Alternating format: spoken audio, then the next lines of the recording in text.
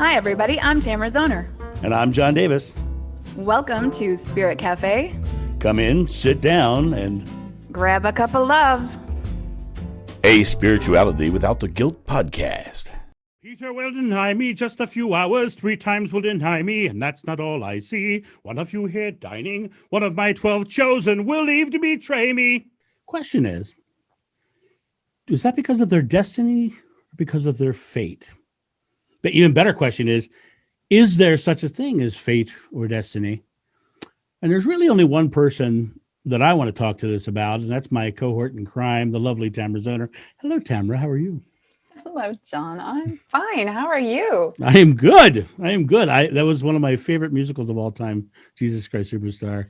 And I had a chance to play a couple of the roles in that in my life. And so, yeah, anytime I get a chance to sing a part of it, I'm on it. I mean, I hear you. I'll wait for an opening to sing I Don't Know How to Love Him. Nice. Nice. So tell me, John, what is the definition of fate and destiny? Well, the interesting thing is, unlike most of the podcasts, I haven't looked up the definition. How weird is that? Is weird. Wow. It's not my fate to do so. Well, the interesting thing to me is what does fate mean to me? What is fate? When I hear people say that it's fate, I'm looking at something that is a perceived outcome that is unable to be avoided. Mm-hmm. And I think destiny is pretty much the same thing. Destiny, when I look at destiny, people say, you're destined to do this. No, I'm not destined to do anything. You know, the question is like in that little piece of that song, right? He says, Peter will deny me just a few hours. Was Peter fated to do that, in the song? Or could Peter have changed his mind? Could Peter have done something different? Is there such a thing as fate or destiny? Now, when I think about, our friendship, you and I have a really interesting friendship because I met you and I just was like, whoa, who is that person, right? Mm-hmm. Is that fated? Or is that destiny? Is that past life? Is that whatever? And it's the same thing with my best friend, Tim. I met him when I was 5 years old. We've been best friends ever since. And still today, we're the best friends in the world. And when I met him, it was just like we were just instantly bonded. Was that fate? So I guess the question I would have to ask you is, do you believe in fate and destiny?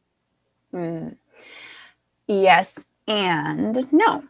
So like you mentioned, I do think that, I think of it more like synchronicity, right? Because fate and destiny are these predetermined outcomes for our lives.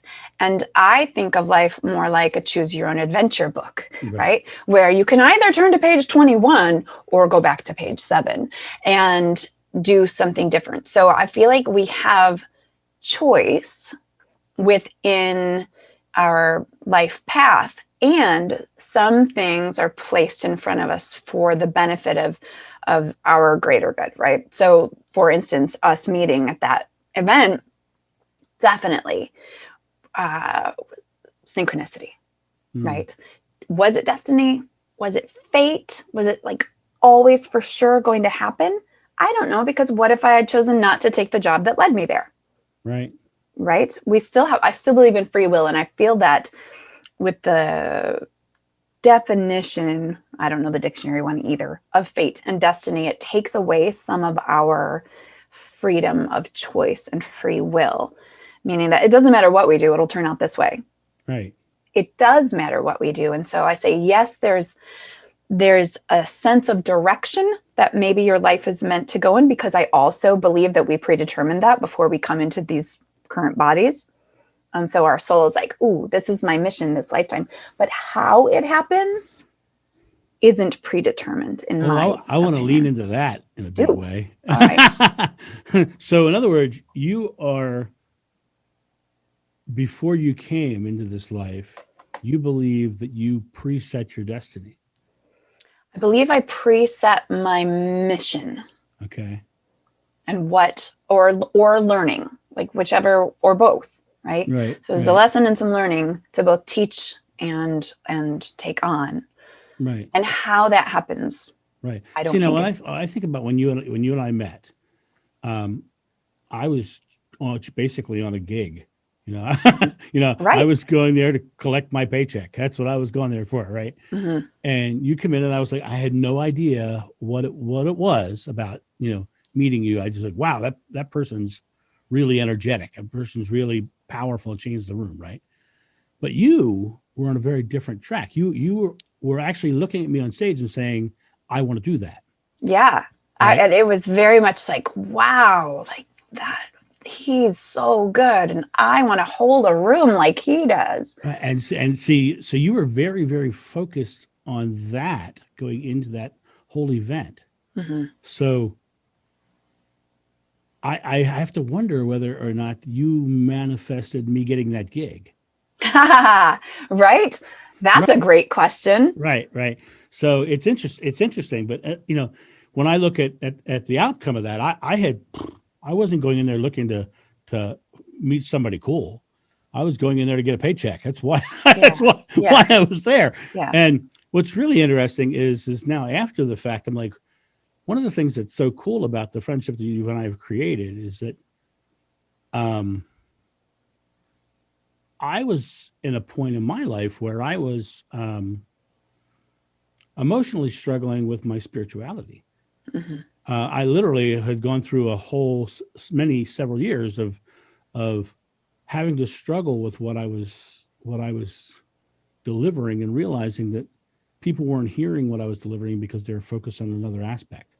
And so I'm like, was I supposed to meet her so she could, hit me with the cosmic 2x4? And it's been a wonderful thing in my life, because now it's like, when the first time I got you on an interview, I felt like compelled, like almost destined, Mm-hmm. to tell you my story that I haven't even told our audience. Right. And it was like, I don't know you from Adam. I don't know who the heck you are. You're just some woman who I had a good feeling about at an event, right? Mm-hmm. So what was that destiny, or was that me manifesting an area, a change in that aspect of my life? And to me, that's interesting. Now, I just was a guest on a podcast where they read my astrological chart. Yes, I listened to that. It was so cool. It's pretty interesting. I was a little blown away, because she was pegging things that happened in my life when they would have happened. Big spiritual awakening in my 30s. That's when I found out about my past life stuff and all that. And so she was totally pegging that. And then I look at like people like my friend Atira, who was just a gifted psychic reader. And I go back and I read one of the readings she did for me in the year 2000. Right. Mm-hmm. And I hadn't even started corporate speaking then. I was still doing hack and slash at that point. And her reading flat out says, you're going to be speaking for corporations. She kept saying 3-piece suitors. You're going to be speaking for 3-piece suitors. And I was like, wow, that's interesting. And which is really funny, because I specifically always wear a 3-piece suit when I speak, because I throw my jacket off and I like the look of a vest better than it's just a shirt. Mm-hmm. Right. Yes. And so I'm like, I like that look. So it's like, I'm definitely going in 3-piece suits to do that. And she's talking about, you're going to be speaking to 3-piece suitors. And actually what she said is you're going to be bringing spirituality into the workplace. Right. And now, is that the next part of this journey with you and I now talking about possibly speaking together? Is that bringing more spirituality into the workplace? Oh, for sure. If you're going to bring me in there, I feel like I'm an invitation for people, which I think is kind of how you responded to me when we first reconnected and started talking and did your podcast interview. Like, just by my being, I invited you to explore your own spirituality again. And then, hello, we have this cool podcast. So right. We're doing it, weekly now. But I'm curious to go back to your story about that reading. She saw something in the future.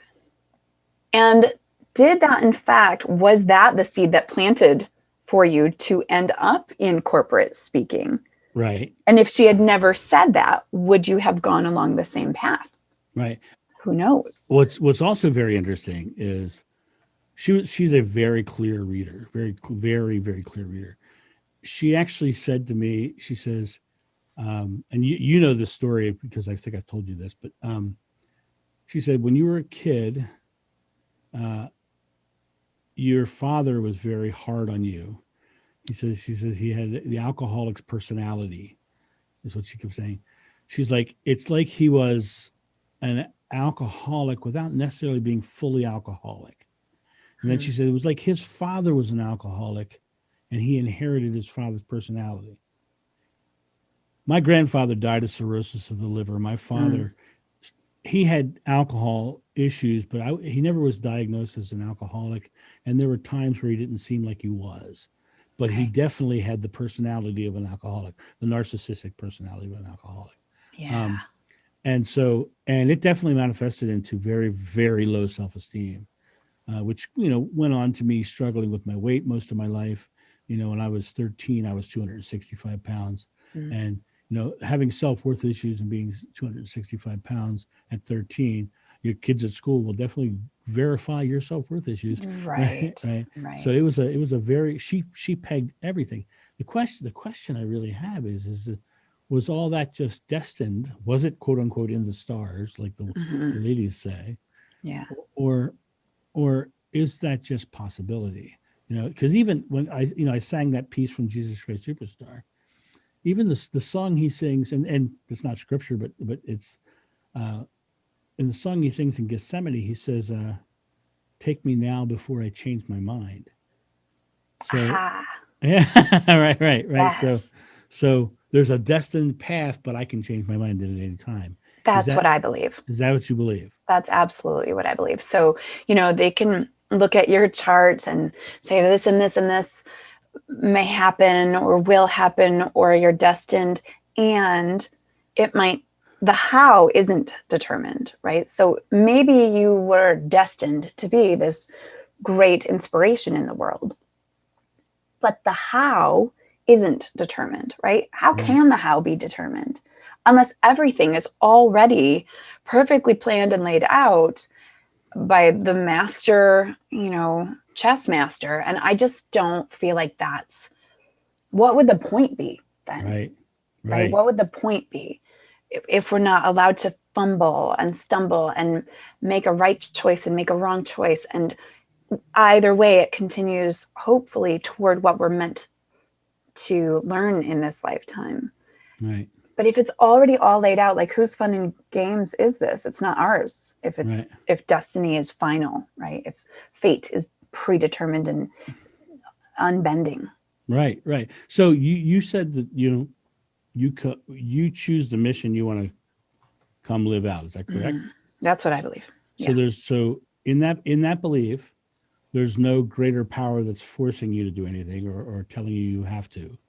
Correct. It's like you come to an agreement, right? So I always think of Neil Donald Walsh and his book, The Little Soul in the Sun. And it's this, spirit deciding he wants to experience forgiveness. And God is like, what are you talking about? You're crazy. You're perfect. You're a perfect being of light. Why would you need to experience anything but what you already are? And it's because I want that experience, right? And so another little soul comes along and says, hey, I'll help you. I'll help you get there. I'll do something. We'll go down to earth together. I'll do something so terrible to you that you'll have to forgive me to be able to go on, right? But if you forget, we're both screwed, right? Right. If you don't remember. And so it's like, okay, so then God says, okay, go for it, right? Little children, go on your way and learn what you want to learn and experience what you choose to experience. And I'll put the, the initial pieces into play for you.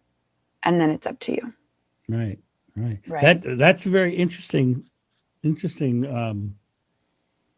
way of looking at it, because there still is this other God consciousness in that decision. I will put these things into play for you. Yeah. Question is that does God interact in that way? In like, okay, you want to do that, so here's the things that you need to do that, right? Or is it more along the lines of, I would like to experience that, so I'm going to create that experience, and this source is going to give it to me? Is there a conscious conversation about what's potential, about the potential of what we're about to do? I mean, who knows? Right. But Right. I kind of think so. And so it's like, all right, cool, go forth, do your thing. And then maybe, maybe it's a little bit like, you remember that show with Michael Landon when he was the angel? Oh, Right. Stairway to Heaven? No, that's No, that's a that's a good song. song. Something of heaven. Something of heaven. Yeah. Now we're dating ourselves, but yeah.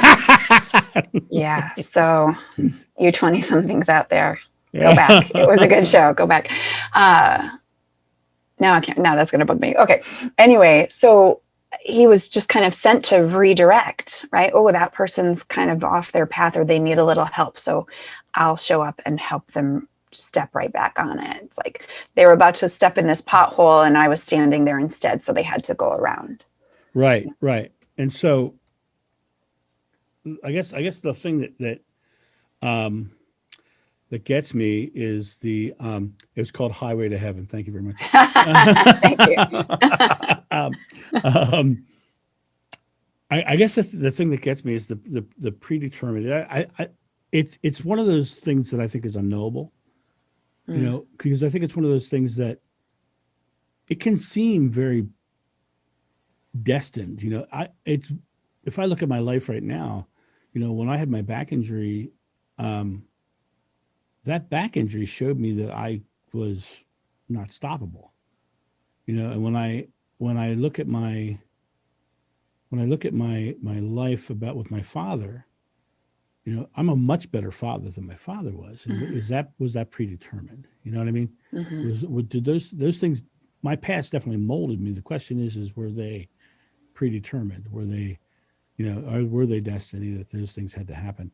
And it's really interesting because right now I look at my life and I'm a person who lives very much in the present moment, and I follow my intuition.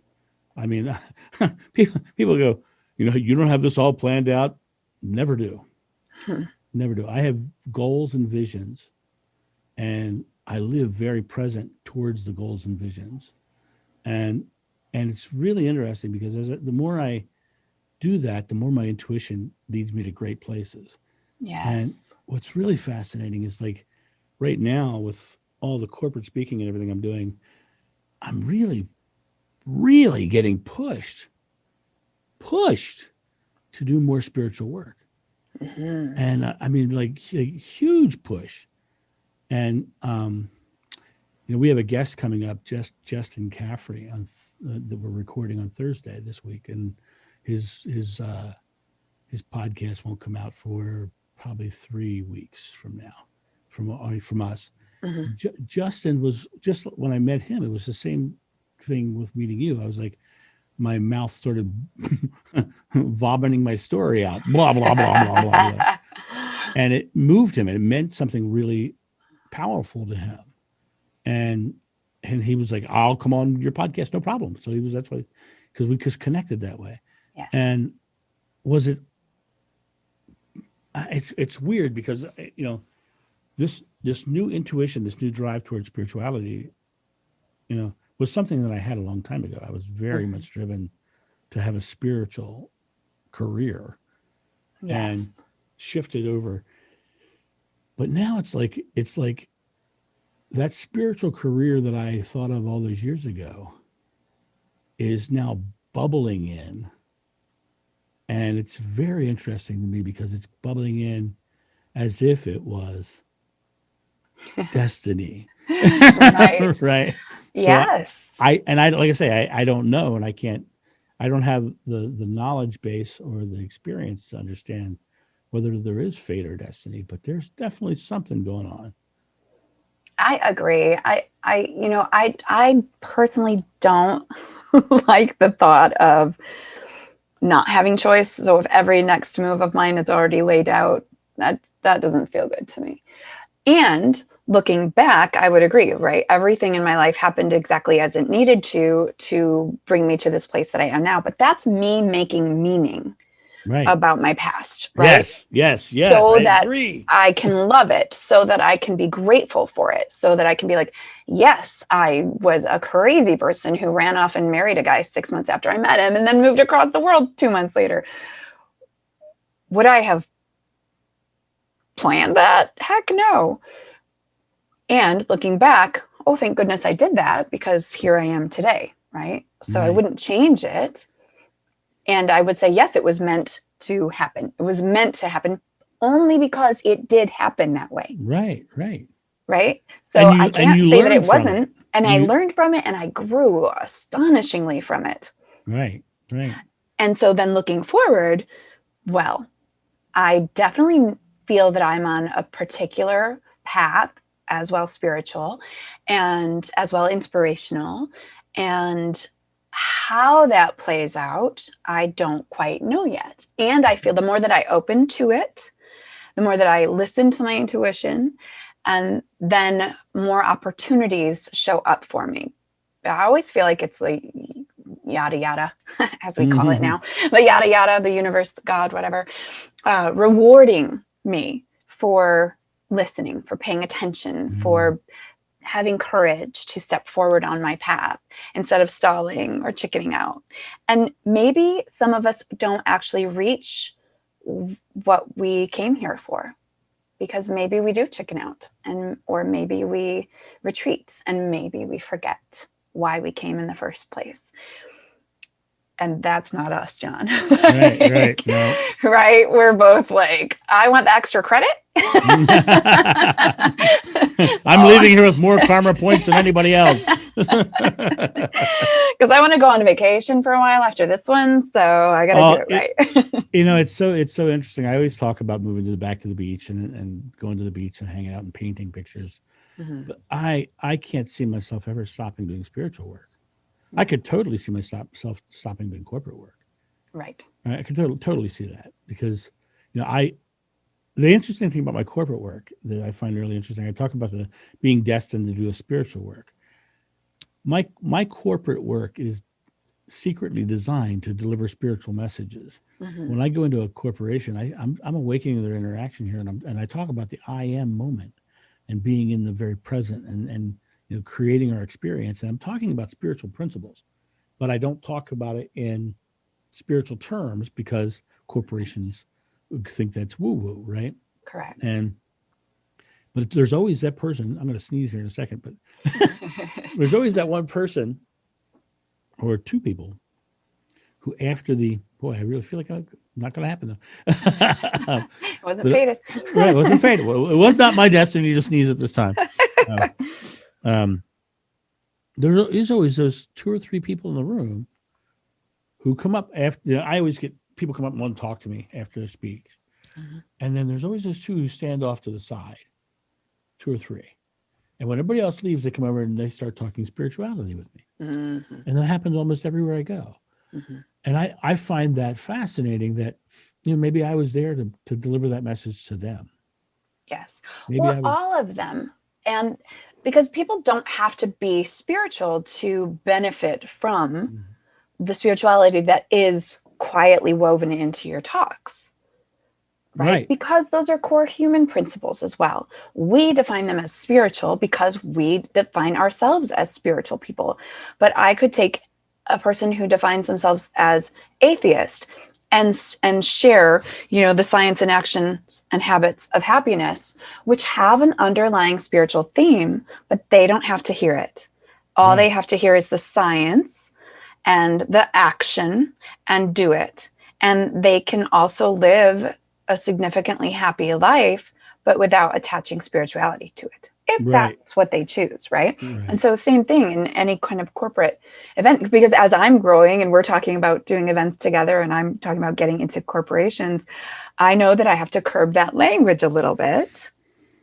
And also, and I've said this before, like I'm a bridge, right? So an invitation to someone who wants more richness in their lives. And that richness is a spiritual experience.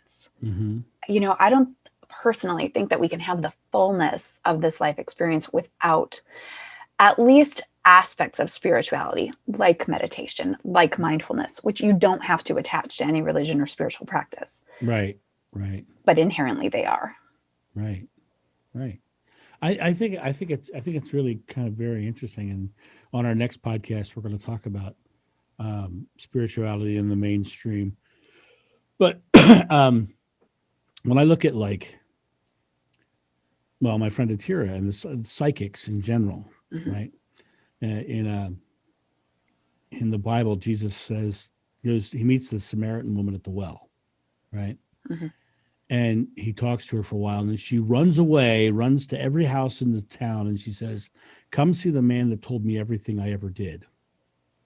That's what she says. So he had an overview of her entire life. The question is, did he have an overview of what was coming up as well? Mm-hmm. Now, we began this podcast with me singing that little piece from Jesus Christ Superstars. Peter will deny me just a few hours, 3 times will deny me, and one of you here dining will leave to betray me. So that's kind of says that the life that he's looking at is destined to do these certain things.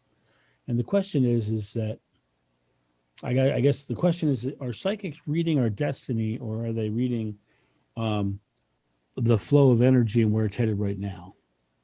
Yes. Right. The potential. Right. And when you're in a current, you're going to go where it sends you. Right. Yes. Right. Yes. And so the question is that can we swim perpendicular to the riptide to get out of it? And, is that where our struggle in life comes from, is going against our quote unquote destiny or fate? Oh, that's a good question. That's really good. So we're fighting against where we're meant to go, and that's what causes the struggle and discord and disconnect. Right. Yeah. It's an interesting question. I mean, it's like one of those questions that George Carlin would ask, if God is all powerful, can he make a rock that he himself cannot lift? Mm-hmm. right. Mm-hmm. It's like, right. It's sort of the same thing. It's like, it's a paradox. And that paradox is one that can't be reconciled by someone living here in this mortal plane, because it's a much broader esoteric thought. But fate and destiny, to me, when I look at it, it's like, I know there are certain things that were destined to happen to me, and when I say that, it's because I chose them early on in life. I chose to become a fight director and a stuntman, and I chose to do all these things. And then when things came up, and I often wonder if my back went bad because of the self-worth and the self-doubt that was given me by my father. Whether my injury happened because I was fulfilling what he thought I was destined to be, which was a worthless bum. Right. So he never thought I was capable of doing anything. It's really interesting. When you surround yourself with people who don't think you're capable, two things can come out of that. You can not be capable, or you can overachieve. Right. My father used to say, you're not mechanically inclined. That was one of the things. You're not mechanically inclined. I swapped an engine, a transmission, a steering column in a van without ever having done it before. Right. right. Yeah. I have built machines for my shop to make swords, and then I've made amazing swords that Cirque du Soleil now uses. It's like I've done crazy things in my life, and I've all done it because I was mechanically inclined. Exactly. And so listen, go back to that soul in the sun story. Your dad made an agreement with you on a soul level, right? Yeah, I'm going to tell you you're a piece of crap, and you fight against me. You get to prove that you're not. You get to step up. You get to rise up, and you have this adversity. Maybe your little soul said, I want to overcome what other people think of me, and show myself what I can be and what I am. That's really interesting. The only thing that I would question on that is that when in one of our other podcast episodes, I talked about how my dad came through a medium and apologized. Oh yeah. Well, because now he's done his job. So he was like, sorry, kiddo. Well, if he truly was meant to do it and I was meant to learn from it, why would he apologize for That's that? a good point. I'll have to ponder that Right. one. So it's interesting, you know. Yeah. I think it's fascinating. I think it's a fascinating topic, and as in most of our podcasts, we're not here to find answers. We're here to make people think of their own ideas about it. What do they believe about destiny? I firmly believe that we are the creator of our experience. That, you know, and I believe that there are leanings in certain directions. Mm-hmm. You know, when I was very young, as a little child, I had out of body experiences, and I had, you know, people coming to visit me who were my imaginary friends, and Mm-hmm. you know, and I crucified a GI Joe. Wow. Yeah, I did some crazy things in my life, but Most of us tried to just melt them with the. well, I did that too. Yeah. The best is when you take like SG's glue that you use for models and you pour it over their head and set their head on fire. That's the best.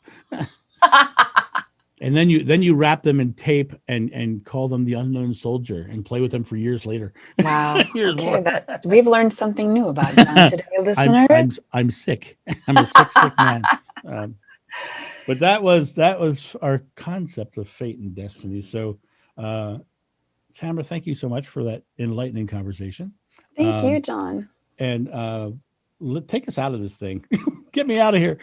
Well, you know, I have an inkling that we are destined to have some comments and feedback and reviews from today's episode. So if you're listening, please tell us what you think about fate and destiny. Do you think you have predetermined fate, or is it a whole bunch of nonsense? And tell us what you think of this podcast. So give us a 5-star review and tell us why you love it. And we'll tell you right now, we love you. We appreciate you. We're grateful you're here, and we'll see you again next week. Bye.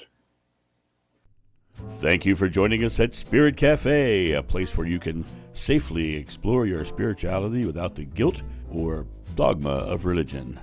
Leave all comments and suggestions on the Spirit Cafe podcast Facebook page.